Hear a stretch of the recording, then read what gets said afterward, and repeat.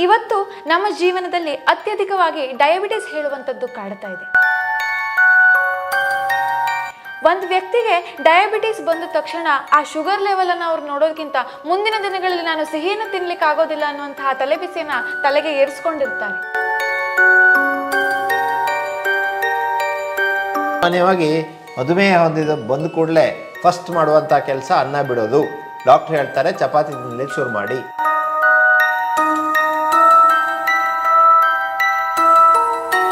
So chapati ತಿಂತಾ ಇದ್ರೂ ಕೂಡ ಶುಗರ್ ಕಂಟ್ರೋಲ್ ಆಗೋದಿಲ್ಲ.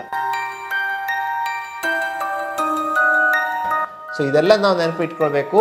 ಆದರೆ ರೊಟ್ಟಿ ಚಪಾತಿ ಇಲ್ಲದೆ ಆಗೋದಿಲ್ರಿ ನಮ್ಗೆ ಅಂತ ತುಂಬ ಜನ ಬರ್ತಾರೆ.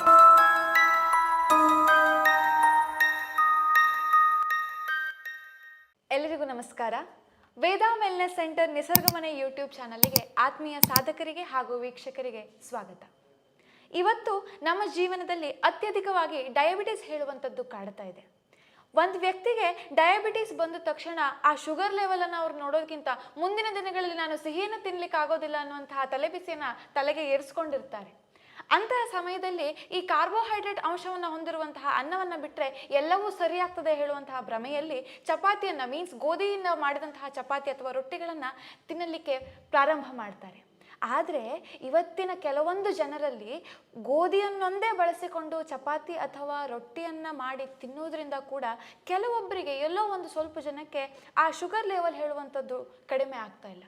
ಅಂತಹ ಸಮಯದಲ್ಲಿ ಇದಕ್ಕೆ ಸಬ್ಸ್ಟಿಟ್ಯೂಟ್ ಆಗಿ ನಾವು ಯಾವ್ಯಾವ ಪದಾರ್ಥಗಳನ್ನು ಬಳಸಿಕೊಂಡು ಈ ರೊಟ್ಟಿ ಅಥವಾ ಚಪಾತಿಯ ರೂಪದಲ್ಲಿ ಆಹಾರ ಕ್ರಮದಲ್ಲಿ ಬಳಸಿಕೊಂಡ್ರೆ ಈ ಶುಗರ್ ಲೆವೆಲನ್ನು ಮೀನ್ಸ್ ಡಯಾಬಿಟೀಸನ್ನು ಕಡಿಮೆ ಮಾಡ್ಕೊಳ್ಬೋದು, ಶುಗರ್ ಪಾಯಿಂಟನ್ನು ಕಡಿಮೆ ಮಾಡ್ಕೊಳ್ಬೋದು ಎನ್ನುವುದನ್ನು ತಿಳಿಸ್ಕೊಡ್ಲಿಕ್ಕೆ ನಮ್ಮ ಜೊತೆ ನುರಿತ ವೈದ್ಯರಾದಂತಹ ವೇದಾ ವೆಲ್ನೆಸ್ ಸೆಂಟರ್ ನಿಸರ್ಗಮನೆ ಆಸ್ಪತ್ರೆಯ ಡಾಕ್ಟರ್ ಆದಂತಹ ಡಾಕ್ಟರ್ ವೆಂಕಟರಮಣ ಹೆಗಡೆ ಅವರು ನಮ್ಮ ಜೊತೆಗಿದ್ದಾರೆ. ಅವರಿಗೆ ಸ್ವಾಗತವನ್ನು ಕೋರ್ತಾ, ಡಾಕ್ಟ್ರೇ, ಇವತ್ತಿನ ಜೀವನದಲ್ಲಿ ಈ ಗೋಧಿಯನ್ನು ಬಳಸದೆ ನಾವು ಡಯಾಬಿಟಿಸನ್ನು ಕಂಟ್ರೋಲ್ ಮಾಡೋದು ಹೇಗೆ? ಹಾಗೆ ಈ ಒಂದು ದಿನನಿತ್ಯದ ಪ್ರತಿ ಅದೇ ಚಟುವಟಿಕೆಗಳನ್ನು ಬಳಸಿಕೊಂಡು ಅದೇ ರೊಟ್ಟಿ ಚಪಾತಿ ತಿನ್ನೋರಿಗೆ ಸ್ವಲ್ಪ ಚೇಂಜ್ ಆಗಿ ನಾವು ಹೇಗೆ ಆಹಾರವನ್ನು ನಮ್ಮ ಜೀವನದಲ್ಲಿ ಅಡಾಪ್ಟ್ ಮಾಡ್ಕೊಳ್ಬೇಕು ಹೇಳೋದನ್ನ ತಿಳಿಸ್ಕೊಡ್ಬೇಕಾಗಿ ನಿಮ್ಮಲ್ಲಿ ಕೇಳ್ತೇನೆ. ಸಾಮಾನ್ಯವಾಗಿ ಮಧುಮೇಹ ಹೊಂದಿದ ಬಂದ ಕೂಡಲೇ ಫಸ್ಟ್ ಮಾಡುವಂಥ ಕೆಲಸ ಅನ್ನ ಬಿಡೋದು. ಡಾಕ್ಟರ್ ಹೇಳ್ತಾರೆ ಚಪಾತಿ ತಿನ್ನಲಿಕ್ಕೆ ಶುರು ಮಾಡಿ.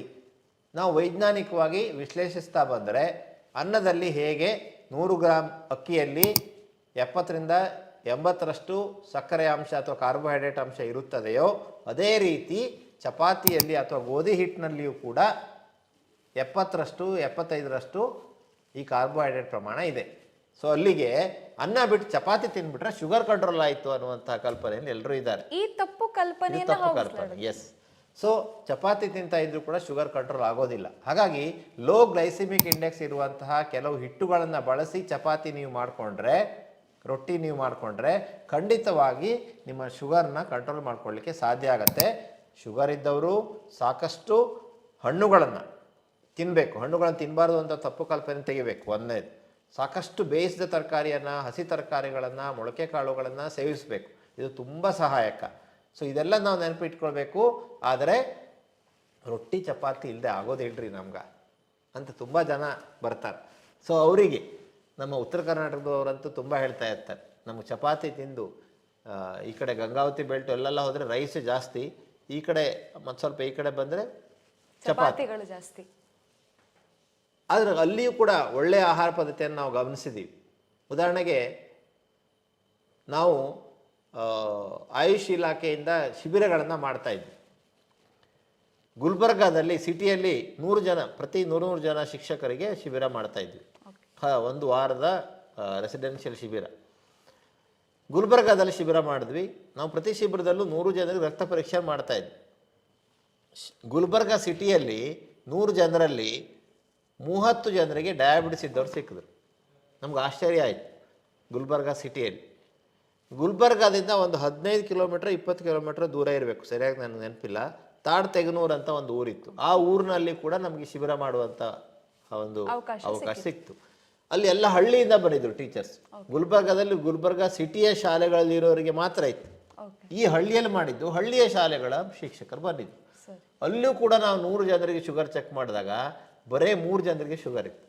30 3 ಇಷ್ಟು ವ್ಯತ್ಯಾಸ ಹೆಂಗೆ ಸಾಧ್ಯ ಆಯಿತು ಅಂತೇಳಿ ನಾವು ಯೋಚನೆ ಮಾಡ್ತಾ ಬಂದಾಗ ಗೊತ್ತಾಯಿತು, ಅವರು ಸೊಪ್ಪನ್ನು ಜಾಸ್ತಿ ಬಳಸ್ತಾರೆ, ಜೊತೆಗೆ ಸಜ್ಜೆ ರೊಟ್ಟಿಯನ್ನು ಬಳಸ್ತಾರೆ. ಸಜ್ಜೆ ರೊಟ್ಟಿ, ಸಜ್ಜೆ ರೊಟ್ಟಿ ಹಳ್ಳಿಯಲ್ಲಿ ಭಾಳ ಬಳಸ್ತಾರೆ, ಗುಲ್ಬರ್ಗ ಕಡೆ ಭಾಳ ಒಳ್ಳೆಯದು, ಲೋ ಗ್ಲೈಸಿಮಿಕ್ ಇಂಡೆಕ್ಸ್ ಇದೆ, ಭಾಳ ಒಳ್ಳೆಯದು ಸಜ್ಜೆ ರೊಟ್ಟಿ. ಸಜ್ಜೆ ರೊಟ್ಟಿ, ಶೇಂಗಾ ಚಟ್ನಿ, ಹತ್ತರಕ್ಕೆ ಬೇರೆ ಬೇರೆ ಥರದ ಸೊಪ್ಪುಗಳು, ಅವರ ಆಹಾರ ಮೊಸರು, ಇದು ಅವರ ಮೇನ್ ಆಹಾರ. ಸೊ ಇದರಿಂದಾಗಿ ಅವರಿಗೆ ಶುಗರ್ ಇಲ್ಲ ಅನ್ನೋದು ನಮಗೆ ಅರಿವಾಯಿತು. ಸೊ ಅಲ್ಲಿಗೆ ಈ ಚಪಾತಿಗೆ ಬದಲಾಗಿ ಮೊದಲನೆಯ ಸಬ್ಸ್ಟಿಟ್ಯೂಟು ಸಜ್ಜೆ ಅಂತ ಒಂದು ಸಿಗುತ್ತೆ, ಸಜ್ಜೆ ರೊಟ್ಟಿ. ಸೊ ಸಜ್ಜೆ ಸ್ವಲ್ಪ ಗ್ರೀನಿಶ್ ಆಗಿರುತ್ತೆ, ಭಾಳ ಟೇಸ್ಟಿ ಆಗಿರುತ್ತೆ. ಸಜ್ಜೆ ರೊಟ್ಟಿಯನ್ನು ತಿನ್ನೋದ್ರಿಂದಾಗಿ ಶುಗರ್ ಕಂಟ್ರೋಲ್ ಮಾಡ್ಕೊಳ್ಳಿಕ್ಕೆ ಸಾಧ್ಯ ಆಗುತ್ತೆ. ಸೊ ನೀವು ಸಜ್ಜೆ ಅಂತ ಹೇಳಿದ್ರೆ ಕಿರಾಣಿ ಅಂಗಡಿಯಲ್ಲಿ ಸಿಕ್ಕುತ್ತೆ ಅಥವಾ ಹೊರಗಡೆಯಿಂದ ಅವ್ರು ತರಿಸ್ಕೊಡ್ತಾರೆ. ಸೊ ಅದರ ರೊಟ್ಟಿಯನ್ನು ಮಾಡಿ, ಅದರ ಚಪಾತಿಯನ್ನು ಮಾಡಿ ಖಂಡಿತವಾಗಿ ಶುಗರ್ನ ಕಂಟ್ರೋಲ್ ಮಾಡ್ಕೊಳ್ಳಿಕ್ಕೆ ಸಾಧ್ಯ ಆಗುತ್ತೆ. ಹಾಗಾದ್ರೆ ಹೆಣ್ಣಿಗೆ ಗೆಜ್ಜೆ ಎಷ್ಟು ಚಂದವೋ ಡಯಾಬಿಟಿಸ್ ಪೇಷಂಟ್ಸ್ಗೆ ಸಜ್ಜೆಯೂ ಅಷ್ಟೇ ಚಂದ ಅನ್ನೋದು ಪಕ್ಕ ಆಯ್ತು ಈಗ. ಓಕೆ, ಮುಂದಿನ ಕ್ರಮ. ಓಕೆ, ಎರಡನೇದಾಗಿ ಜೋಳದ ರೊಟ್ಟಿಯಲ್ಲಿ ಕೂಡ ಗ್ಲೈಸಿಮಿಕ್ ಇಂಡೆಕ್ಸನ್ನು ಕಂಪೇರ್ ಮಾಡಿದ್ರೆ ಕಡಿಮೆ ಇರುತ್ತೆ. ಸೊ ನೀವು ಚಪಾತಿಯ ಬದಲಿಗೆ, ಅನ್ನದ ಬದಲಿಗೆ ಜೋಳದ ರೊಟ್ಟಿಯನ್ನು ತಿನ್ನುವಂಥ ಹವ್ಯಾಸ ಭಾಳ ಒಳ್ಳೆಯದು. ಸೊ ಜೋಳದ ರೊಟ್ಟಿ ಜಾಸ್ತಿ ಅಲ್ಲ, ಒಂದು ರೊಟ್ಟಿ 3 ಪಟ್ಟು ಪಲ್ಯ, ಇದು ಟೆಕ್ನಿಕ್. ರೊಟ್ಟಿಯನ್ನು ಕಡಿಮೆ ಮಾಡೋದು, ಪಲ್ಯವನ್ನು ಜಾಸ್ತಿ ಮಾಡೋದು. ಇಲ್ಲಿ ಪಲ್ಯ ಇಷ್ಟೇ ಇರುತ್ತೆ, ರೊಟ್ಟಿ ಜಾಸ್ತಿ ಇರುತ್ತೆ. 3-4 ಬಿಸಿ ಬಿಸಿ ರೊಟ್ಟಿ ತಿಂದುಬಿಡ್ತಾರೆ, ಹೆಚ್ಚಾಗ್ಬಿಡುತ್ತೆ ಶುಗರ್. ಅದ್ರ ಬದಲಿಗೆ 1 ಅಥವಾ 2 ರೊಟ್ಟಿಗೆ ತಂದು ಶೇಂಗಾ ಚಟ್ನಿ ಇರ್ಬೋದು, ಪಲ್ಯ ಇರ್ಬೋದು, ಸೊಪ್ಪು ಇರ್ಬೋದು. ಉತ್ತರ ಕರ್ನಾಟಕದ ಹಳ್ಳಿಗಳಲ್ಲಿ ಇವತ್ತಿಗೂ ಅದು ಪದ್ಧತಿ ಜಾರಿಯಲ್ಲಿದೆ. ಅಲ್ಲಿ ಶುಗರ್ ಲೆವೆಲ್ ತುಂಬ ಕಡಿಮೆ ಇದೆ, ಡಯಾಬಿಟಿಸ್ ಇದ್ದವ್ರು ತುಂಬ ಕಡಿಮೆ ಇದ್ದಾರೆ. ಅವರು 1 ರೊಟ್ಟಿ ತಿಂದರೆ, 2 ರೊಟ್ಟಿ ತಿಂದರೆ ಅಥವಾ 3 ರೊಟ್ಟಿ ತಿಂದರೆ ಇಷ್ಟು ಅದ್ರ ಜೊತೆ ತರಕಾರಿ ತಿಂತಾರೆ. ಹಸಿ ತರಕಾರಿ, ಸೊಪ್ಪು, ಉಳ್ಳಾಗಡ್ಡಿ ಅದು ಫುಲ್ ಇರುತ್ತೆ. ಸೊ ಹಾಗಾಗಿ ಅವರಿಗೆ ಶುಗರ್ ಲೆವೆಲ್ ಕಡಿಮೆ ಇರುತ್ತೆ. ಸೊ ಅಲ್ಲಿಗೆ ಜೋಳದ ರೊಟ್ಟಿ 1 ಅಥವಾ 2, 3 ಪಟ್ಟು ಪಲ್ಯ. ಸೊ ಈ ಉಪಾಯವನ್ನು ಮಾಡೋದ್ರಿಂದ ಖಂಡಿತವಾಗಿ ಶುಗರ್ ಹತೋಟಿಗೆ ಬರಲಿಕ್ಕೆ ಸಾಧ್ಯ. ಅಂದ್ರೆ ಈರುಳ್ಳಿಯಲ್ಲಿರುವಂತಹ ಇನ್ಸುಲಿನ್ ಏನು ರಿಲೀಸ್ ಮಾಡುತ್ತೋ ಈರುಳ್ಳಿ, ಅದು ಕೂಡ ಈ ಸೊಪ್ಪು ಮತ್ತೆ ತರಕಾರಿಯ ಒಂದು ಜೋಳದ ಜೊತೆಗಿನ ಒಂದು ಕಾಂಬಿನೇಷನ್ ಅಲ್ಲಿ ತುಂಬಾ ಹೆಲ್ಪ್ ಮಾಡುತ್ತೆ. ಹಾಗಾದ್ರೆ ಡಾಕ್ಟ್ರೆ, ಗೋಧಿಯ ಜೊತೆಗೆ ಮಿಕ್ಸ್ ಮಾಡಿ ಮಾಡುವಂತಹ ಯಾವುದಾದ್ರೂ ಹಿಟ್ಟುಗಳಿರ್ಬೋದು ಅಥವಾ ಆಹಾರ ಒಂದು ಪದಾರ್ಥಗಳಿರ್ಬೋದು, ಅದ್ರ ಬಗ್ಗೆ ತಿಳಿಸಿ. ಈಗ ಸಾಮಾನ್ಯವಾಗಿ ನಿಮ್ಮ ಹತ್ರ ಸಾಧ್ಯ ಆಗತ್ತೆ ಅಂತಿದ್ರೆ ಖಂಡಿತವಾಗಿ ನೀವು ಬಾದಾಮಿಯ ಪೌಡ್ರನ್ನ ಮಾಡಿ, ಆ ಬಾದಾಮಿಯ ಪೌಡ್ರಿಂದ ಚಪಾತಿಯನ್ನು ಮಾಡಿದ್ರೆ ಶುಗರು ಅತ್ಯಂತ ಕಡಿಮೆ ಇರುತ್ತೆ. ಬೆಸ್ಟ್. ಒಂದೇ ದಿವಸದಲ್ಲಿ ನಿಮಗೆ ಶುಗರ್ ಕಂಟ್ರೋಲ್ ಆಗಬೇಕು ನೀವು ನೋಡ್ಬೋದು. ಅನ್ನವನ್ನು ಉಪಯೋಗಿಸೋದನ್ನು ಬಿಟ್ಟು ಅಥವಾ ಗೋಧಿಯ ಚಪಾತಿಯನ್ನು ಬಿಟ್ಟು ಬಾದಾಮಿಯ ಬಾದಾಮಿಯನ್ನು ಪುಡಿಯನ್ನು ಉಪಯೋಗಿಸಿ ಚಪಾತಿಯನ್ನು ಮಾಡಿ ನೀವು ತಿನ್ನೋಡಿ, ಶುಗರ್ ಚೆಕ್ ಮಾಡಿ ನೋಡಿ, ಖಂಡಿತ ನಾರ್ಮಲ್ ಇರುತ್ತೆ. ನಿಮ್ಮ ನಾರ್ಮಲ್ ಟ್ಯಾಬ್ಲೆಟ್ ತೆಗೆದುಕೊಳ್ತಾ ಇದ್ರು 200-300 ಬರ್ತಾ ಇರೋದು 150ಕ್ಕೆ ಬಂದ್ಬಿಡುತ್ತೆ. ಸೊ ಅಲ್ಲಿಗೆ ಬಾದಾಮಿ ಪೌಡ್ರ್ ಭಾಳ ಒಳ್ಳೆಯದು. ಇನ್ನೊಂದು 3 ಆಯಿತು. 4ನೇದು ಬಾದಾಮಿ ಪೌಡ್ರ್ 50% ಗೋಧಿ ಹಿಟ್ಟು ಎರಡನ್ನು ಮಿಕ್ಸ್ ಮಾಡಿ. ಯಾಕಂದರೆ ಎಲ್ಲರ ಹತ್ರನೂ ಬಾದಾಮಿ ಪೌಡ್ರ್ ಅಷ್ಟೆಲ್ಲ ಅನುಕೂಲಸ್ಥರಿಗೆ ಬಾದಾಮಿ ಪೌಡರ್ ಏನಿದೆ ಅದು ಓಕೆ, ಆದ್ರೆ ಸಾಧ್ಯ ಆಗೋದಿಲ್ಲ. ಹಾಗಾದ್ರೆ ಈ ಅನಾನುಕೂಲರಿಗೆ ಕಡಿಮೆ ಖರ್ಚಿನಲ್ಲಿ ನಮ್ಮ ಆರೋಗ್ಯವನ್ನು ಒಂದು ಒಳ್ಳೆಯ ರೀತಿಯಲ್ಲಿ ನಡೆಸಿಕೊಂಡು ಹೋಗ್ಬೇಕಂದ್ರೆ ಗೋಧಿ ಹಿಟ್ಟಿನ ಜೊತೆಗೆ ಮತ್ಯಾವ ನಾವು ಪದಾರ್ಥವನ್ನ? ಖಂಡಿತವಾಗಿ ಒಳ್ಳೆ ಪ್ರಶ್ನೆ ಕೇಳಿದ್ದೀರಾ. ಗೋಧಿ ಹಿಟ್ಟಿನ ಜೊತೆ ಕಡಲೆ ಹಿಟ್ಟು. ಸೊ ಕಡಲೆ ಹಿಟ್ಟನ್ನು ಮಿಕ್ಸ್ ಮಾಡಿ 50-50. ಸೊ ಕಡಲೆ ಹಿಟ್ಟಲ್ಲಿ ಕಡಲೆ ಪ್ರೋಟೀನ್. ಸೊ ಕಡಲೆ ಹಿಟ್ಟು 50% ಗೋಧಿ ಹಿಟ್ಟು ಮಿಕ್ಸ್ ಮಾಡಿ ಅದರಿಂದ ಚಪಾತಿ ಮಾಡುವಂಥ ವಿಧಾನವನ್ನು ಕಲ್ತ್ಕೊಂಡ್ರೆ ಖಂಡಿತವಾಗಿ ಶುಗರ್ನ ಹತೋಟಿ ತರಲಿಕ್ಕೆ ಸಾಧ್ಯ ಆಗುತ್ತೆ. ಈ 5 ಆಹಾರ ಪದಾರ್ಥಗಳೊಟ್ಟಿಗೆ ಡಾಕ್ಟ್ರೆ ಕೊನೆಯದಾಗಿ ಏನನ್ನ ಹೇಳಲಿಕ್ಕೆ ಬಯಸ್ತೀರಾ ಈ ಡಯಾಬಿಟಿಸ್ ಪೇಷಂಟ್? ಸೊ ಮಧುಮೇಹ ಇವತ್ತು ಭಾರತ ಮಧುಮೇಹದ ರಾಜಧಾನಿ ಆಗಿದೆ. ಮಧುಮೇಹ ಜಾಸ್ತಿ ಆಗ್ತಾ ಇದೆ. ಮಧುಮೇಹವನ್ನು ಹತೋಟಿಯಲ್ಲಿ ಇಟ್ಕೊಳ್ಳಿಲ್ಲ ಅಂದರೆ ಕಣ್ಣಿನ ಸಮಸ್ಯೆ, ಕಿಡ್ನಿಯ ಸಮಸ್ಯೆ, ಕಾಲಿನ ಸಮಸ್ಯೆ, ಜನಾಂಗದ ಸಮಸ್ಯೆ, ಚರ್ಮದ ಸಮಸ್ಯೆಗಳು, ಹಾರ್ಟ್ ಅಟ್ಯಾಕು ಎಲ್ಲ ಜಾಸ್ತಿ ಆಗ್ಬಿಡುತ್ತೆ ಆದ್ಮೇಲೆ. ಸೊ ಹತೋಟಿಯಲ್ಲಿಲ್ಲದ ಮಧುಮೇಹ ಅನೇಕ ಕಾಯಿಲೆಗಳಿಗೆ ಕಾರಣ ಆಗುತ್ತೆ. ಹತೋಟಿಯಲ್ಲಿರುವಂತಹ ಮಧುಮೇಹ ಏನನ್ನೂ ಮಾಡೋದಿಲ್ಲ. ಶುಗರ್ನ ನೀವು 200 ಒಳಗಡೆ ಮೇಂಟೈನ್ ಮಾಡಿದ್ರೆ, 180 ಒಳಗಡೆ ಮೇಂಟೈನ್ ಮಾಡಿದ್ರೆ ನಿಮ್ಮ HbA1c 6.5 ಅಷ್ಟೇ ಇರುತ್ತೆ, ನಿಮ್ಗೆ ಏನೂ ತೊಂದರೆ ಆಗೋದಿಲ್ಲ. ಯಾವಾಗ HbA1c 7ರಿಂದ ಮೇಲೆ ಹೋಗುತ್ತೆ, ನಿಮ್ಮ ಶುಗರ್ 200 ಮೇಲೆ ಹೊಡಿತಾ ಹೋಗುತ್ತೆ, ಆಗ ರಕ್ತನಾಳಗಳು ಹಾಳಾಗಿ ನಮಗೆ ಬೇರೆ ಬೇರೆ ರೀತಿಯ ಕಾಯಿಲೆಗಳು ಬರುತ್ತೆ. ಇದನ್ನು ಎಂಡೋಥೀಲಿಯಲ್ ಡಿಸ್ಫಂಕ್ಷನ್ ಅಂತ ಹೇಳ್ತಾರೆ. ಸೊ ಹಾಗಾಗಿ ಡಯಾಬಿಟಿಸನ್ನು ಹತೋಟಿ ಮಾಡ್ಕೊಳ್ಳಿ ಅಂತ ಹೇಳಿ ನಾನು ಕೈ ಮುಗಿದು ಬೇಡ್ಕೊಳ್ತಾ ಇದ್ದೇನೆ. ಸೊ ಅದಕ್ಕೋಸ್ಕರ ಈ 5 ಹಿಟ್ಟುಗಳನ್ನು ಉಪಯೋಗಿಸಿ, ಜಾಸ್ತಿ ಬೇಯಿಸಿದ ತರಕಾರಿಯನ್ನು ಉಪಯೋಗಿಸಿ, ಜಾಸ್ತಿ ಹಸಿ ತರಕಾರಿಯನ್ನು ಉಪಯೋಗಿಸಿ, ಜಾಸ್ತಿ ಹಣ್ಣುಗಳನ್ನು ಉಪಯೋಗಿಸಿ, ಏನೂ ತೊಂದರೆ ಆಗೋದಿಲ್ಲ. ಆದರೆ ಒಂದು ಚಿಕ್ಕು, ಮಾವಿನ ಹಣ್ಣು, ಬಾಳೆಹಣ್ಣು, ಇದೊಂದು 3-4 ರೀತಿ ಹಲಸಿನ ಹಣ್ಣು, ಇದಿಷ್ಟರಲ್ಲಷ್ಟೇ ಶುಗರ್ ಸ್ವಲ್ಪ ಜಾಸ್ತಿ ಇದೆ, ಅದನ್ನು ಹತೋಟಿಯಲ್ಲಿ ಉಪಯೋಗಿಸಿ. ಉಳಿದ ಎಲ್ಲ ಹಣ್ಣುಗಳಲ್ಲೂ ಶುಗರ್ ಜಾಸ್ತಿ ಇಲ್ಲ.